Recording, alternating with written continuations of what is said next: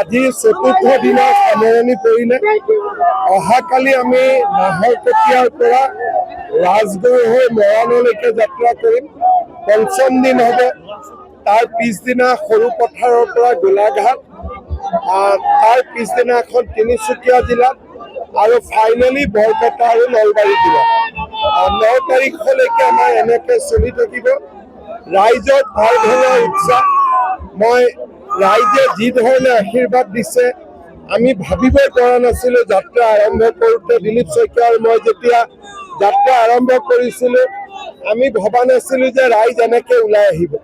এইটো অসমৰ ৰাজনৈতিক ইতিহাসত আগতে কেতিয়াও নোহোৱা এটা ঘটনা।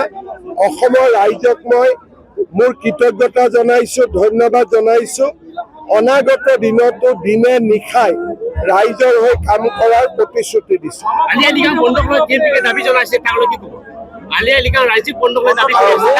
ৰাজ্যিক বন্ধ হ'ব লাগে, আমি আলোচনা কৰি দিম।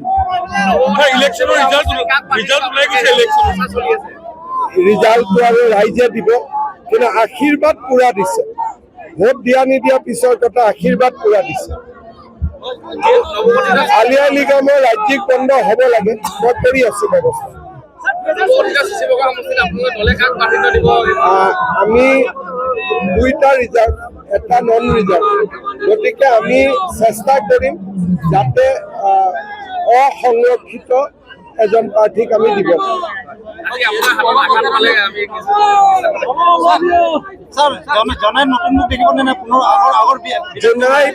মই ভাবো যে ভুৱন পেগু এজন সৰ্বজনপ্ৰিয় বিধায়ক আৰু ভুৱন পেগুৰ নেতৃত্বত জোনাইত অভূতপূৰ্ব পৰিৱৰ্তন হৈছে।